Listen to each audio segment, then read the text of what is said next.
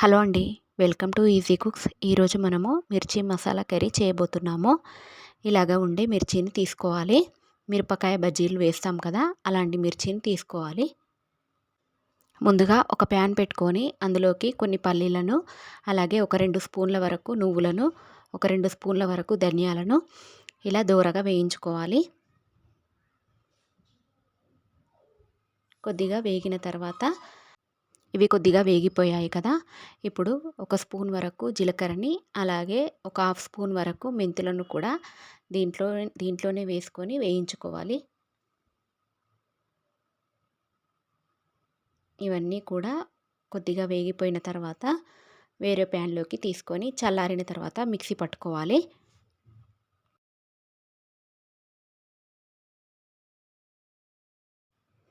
ఇలాగా కుక్కర్లో కనుక ఒక విజిల్ వరకు పెట్టేసి చూడండి, మీరు కూడా చాలా తొందరగా రెడీ అయిపోతుంది కర్రీ. పొద్దున హడావిడి లేకుండా తొందరగా ఈజీగా చేసేసుకోవచ్చు. ఇప్పుడు ఇవి వేగిపోయాయి కదా, ఇవి పక్కకు తీసేసుకుందాము.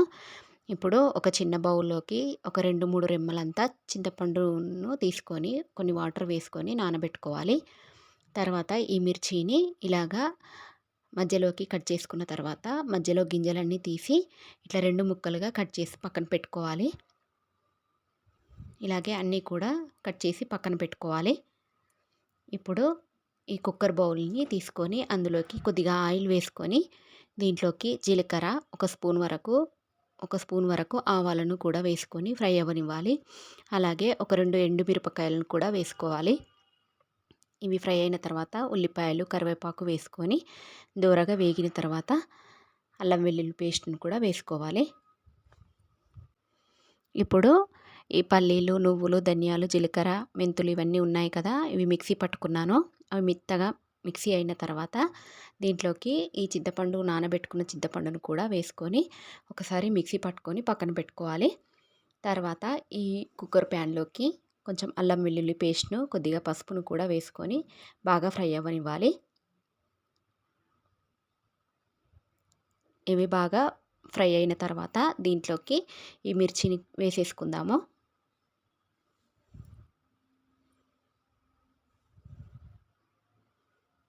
ఈ మిర్చిని ఇలా కట్ చేసుకున్న మిర్చిని ఇందులోకి వేసుకున్న తర్వాత ఇవి బాగా కలుపుకోవాలి. ఒకసారి మూత పెట్టుకొని కొద్దిగా మగ్గనివ్వండి. నూనెలో కొద్దిగా మగ్గితే చాలా టేస్టీగా ఉంటుంది. ఇలాగా మగ్గిన తర్వాత ఇందాక మిక్సీ పట్టుకున్న గ్రేవీ అంతటిని ఇందులోకి వేసుకోండి. ఇలాగా వేసుకొని ఒకసారి కలుపుకొని ఇప్పుడు ఈ గ్రేవీని పోసేసుకున్నాం కదా, ఇప్పుడు ఒక స్పూన్ వరకు కారంను, అలాగే ఒక స్పూన్ వరకు సాల్ట్ని కూడా వేసుకోవాలి. వేసుకొని ఒకసారి కలుపుకొని ఈ గ్రేవీ చిక్కగా ఉంటే కొద్దిగా వాటర్ను యాడ్ చేయండి.